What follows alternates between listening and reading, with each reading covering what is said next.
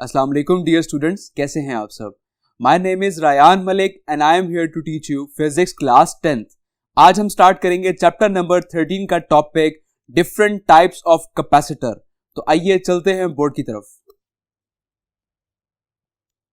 Chapter number 13 electrostatics, topic 13.8 different types of capacitor. So first of all हम capacitors को recall करते हैं। तो जैसा कि मैंने आपको बताया था कि कैपेसिटर जो है वो कंसिस्ट करता है टू मेटल प्लेट्स पर, और इन मेटल प्लेट्स के दरमियान में एक इंसुलेटिंग मीडियम होता है जिसको आप डाइइलेक्ट्रिक कहते हैं। ओके, अब इन मेटल प्लेट्स को फर्दर कनेक्ट किया जाता है एक सोर्स के साथ, और जैसे ही हम सोर्स को ऑन करेंगे तो इन दोनों मेटल प्लेट्स में चार्जेस स्टोर होना शुरू हो जाते हैं। एक प्लेट में पॉजिटिव चार्जेस स्टोर होते हैं और एक प्लेट में नेगेटिव चार्जेस स्टोर हो जाते हैं।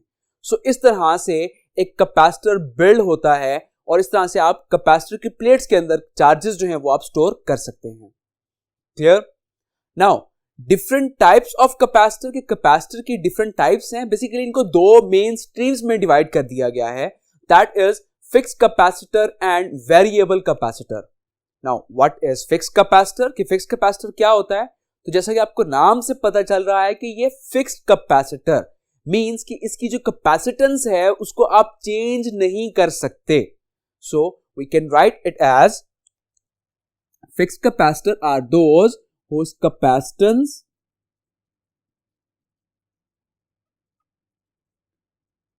will not change. Okay, and similarly variable capacitors are those whose capacitance will change. Capacitance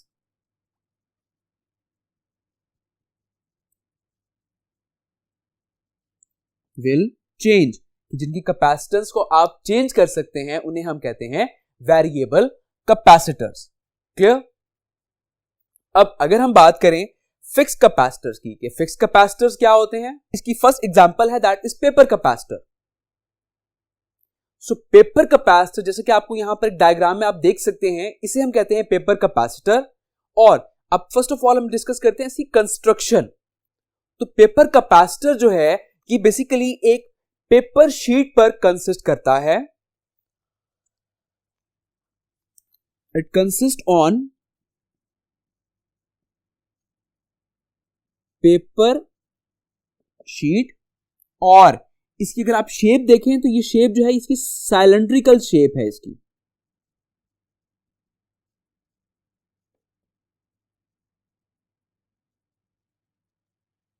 now अब इस पेपर कैपेसिटर में कंडक्टिंग मटेरियल कौन सा है? That is aluminium foil. ठीक है, एल्यूमिनियम फॉयल जो है वो कंडक्टिंग मटेरियल है जहां पर चार्जेस जो है वो जाकर स्टोर हो जाते हैं।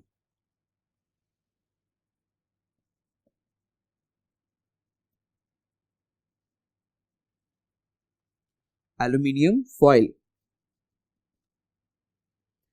सिमिलरली अब इसमें डाइइलेक्ट्रिक क्या है? पेपर कैपेसिटर के अंदर जो डाइइलेक्ट्रिक होता है या तो वो ऑयल होता है, या फिर ग्रीस पेपर होता है, या फिर कोई थिन प्लास्टिक शीट होती है जो एज अ डाइइलेक्ट्रिक एक्ट कर रही होती है। ओके, सो डाइइलेक्ट्रिक इसमें हम लिख सकते हैं कि वो ऑयल भी हो सकता है, या फिर कोई ग्रीस पेपर हो सकता है, या फिर हम कह सकते हैं कि कोई थिन प्लास्टिक शीट हो सकती है।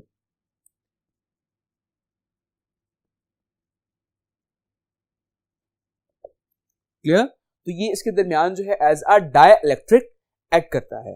अब इसको फर्दर स्टडी करते हैं कि पेपर कैपेसिटर में चार्जेस स्टोर किस तरह से होते हैं। सो अब इस पेपर कैपेसिटर में चार्जेस किस तरह से स्टोर होते हैं? जब इस पेपर कैपेसिटर को कनेक्ट किया जाता है किसी भी सोर्स के साथ, तो इसमें जो एल्यूमिनियम फॉयल है उसमें वो सारे चार्जेस जो है वो जाकर स्टोर हो जाते हैं। So again this paper capacitor is then firmly rolled in the form of cylinder and then enclosed in plastic case.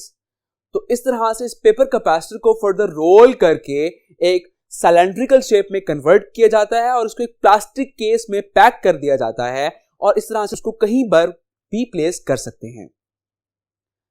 I hope अब आपको क्लियर हो गया होगा कि हम पेपर कैपेसिटर बेसिकली इस्तेमाल क्यों कर रहे हैं। जैसे कि हमने पढ़ा था कि कैपेसिटर जो है वो कंसिस्ट करता है टू मेटल प्लेट्स पर।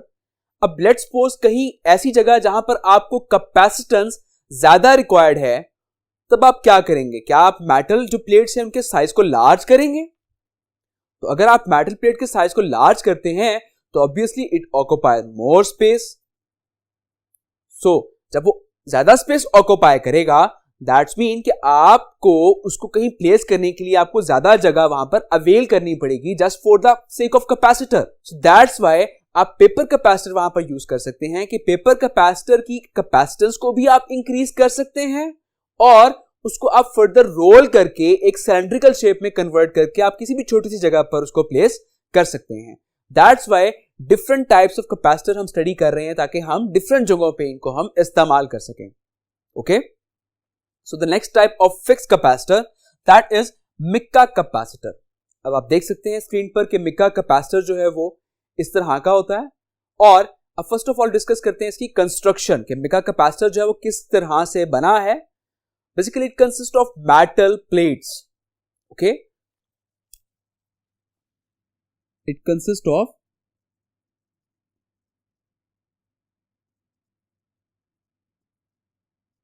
मेटल प्लेट्स एंड सिमिलरली इसकी जो शेप है वो नॉर्मली या तो ओवल शेप में होता है या फिर इसको हम कह सकते हैं कि ये रेक्टेंगुलर शेप में भी होता है।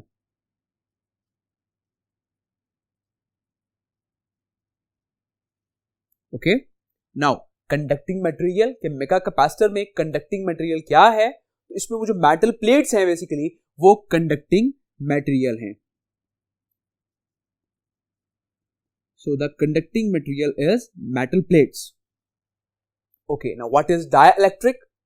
अब आप देख सकते हैं कि इस पिक्चर में जहां मेटल प्लेट्स हैं इनके दरमियान में आपको एक मिक्का शीट नजर आ रही है। तो जो मिक्का शीट है ये एज अ डाइलेक्ट्रिक एक्ट करता है। Okay, so dielectric a thin Mika sheet.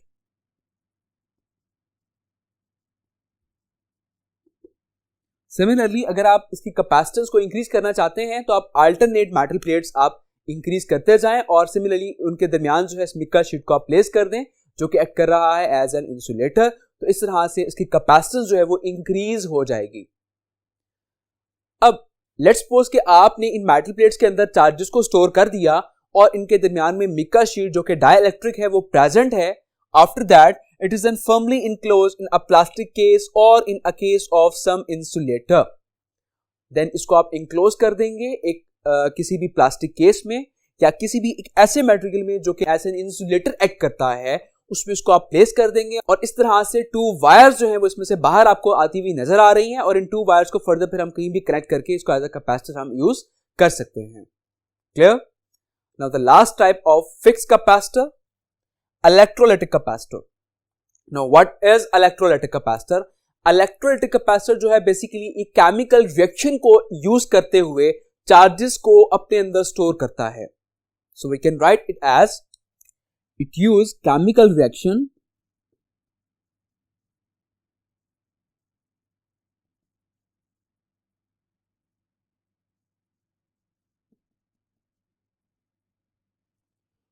to store charges.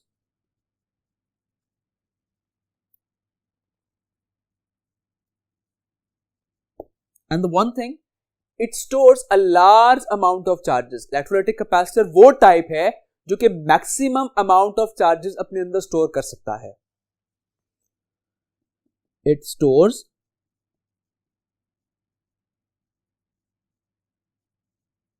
a large amount of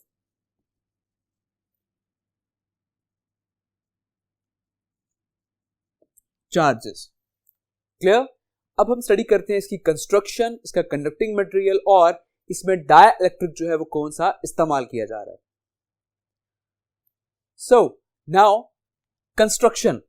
अब इलेक्ट्रोलाइटिक कैपेसिटर की जो कंस्ट्रक्शन है बेसिकली एक मेटल फॉइल से मिलकर बना होता है। So we can write it as कि ये एक मेटल फॉइल से मिलकर बना है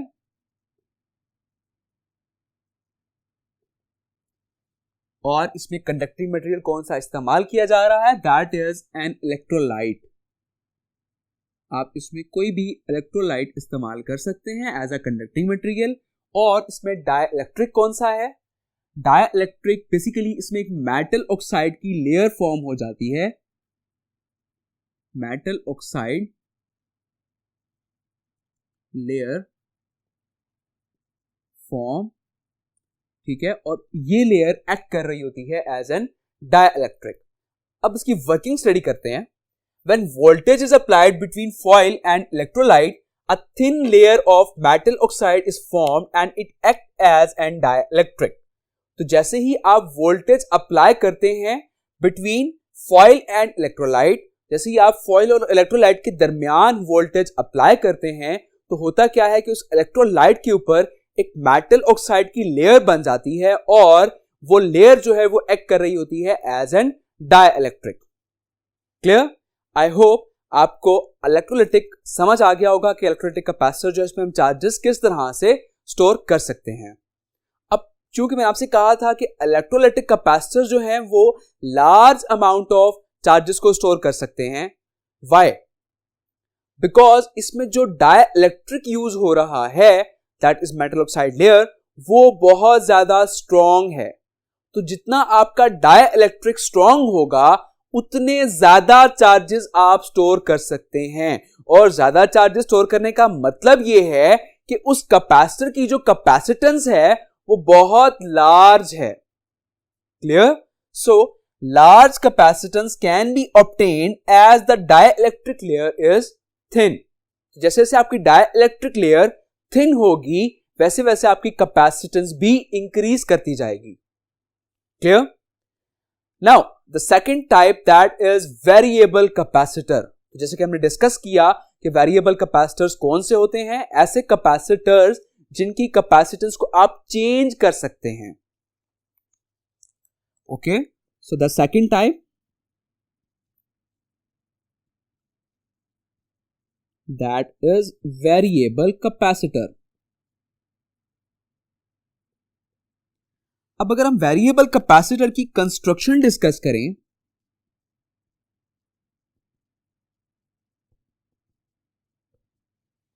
तो ये बेसिकली मेटल प्लेट्स पर कंसिस्ट करता है।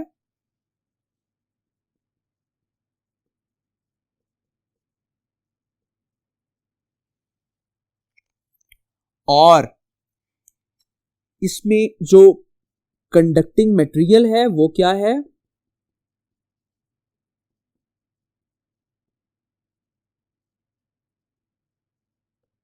वो इसमें मेटल प्लेट्स ही कंडक्टिंग मटेरियल है।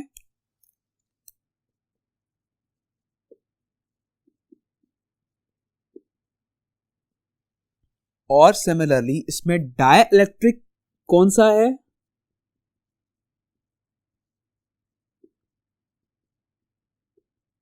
That is might be air और सम काइंड ऑफ इंसुलेटर।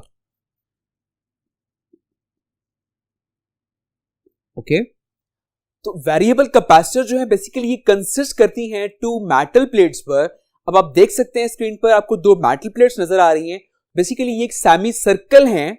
अब इसमें होता क्या है कि लेट्स सपोज कि अगर आप अब देखें तो ये दोनों प्लेट जो हैं ये एग्जैक्ट एक दूसरे के आमने सामने हैं। तो इन दोनों प्लेट्स में जितना भी एरिया आमने सामने है इस पूरे एरिया में चार्जेस स्टोर होना शुरू हो जाते हैं और इसके दरमियान जो है वो एयर जो है वो एज एन डाइइलेक्ट्रिक एक्ट कर रही होती है। अब इसको वेरिएबल हम क्यों कहते हैं, बिकॉज इसमें एक प्लेट जो है वो तो फिक्स्ड होती है लेकिन एक प्लेट जो है उसको आप मूव कर सकते हैं। अब आप देख रहे होंगे कि ये प्लेट आपको मूव होती हुई नजर आ रही है। अब जैसे इसको हमने मूव किया अब आप देख सकते हैं कि एक प्लेट का जो हाफ पोर्शन था और दूसरी प्लेट का जो हाफ पोर्शन है वो आमने सामने है। तो जो पोर्शन एग्जैक्ट आमने सामने होगा उस पोर्शन में चार्जेस स्टोर होना शुरू हो जाएंगे और जो रिमेनिंग पोर्शन होगा उसमें कोई चार्ज स्टोर नहीं होगा। तो दैट्स वाई पहले क्या था कि पहले इसमें पूरी प्लेट के अंदर चार्जेस स्टोर हो रहे थे, अब सिर्फ उस पोर्शन में स्टोर हो रहे हैं जो पोर्शन सिर्फ आमने सामने है।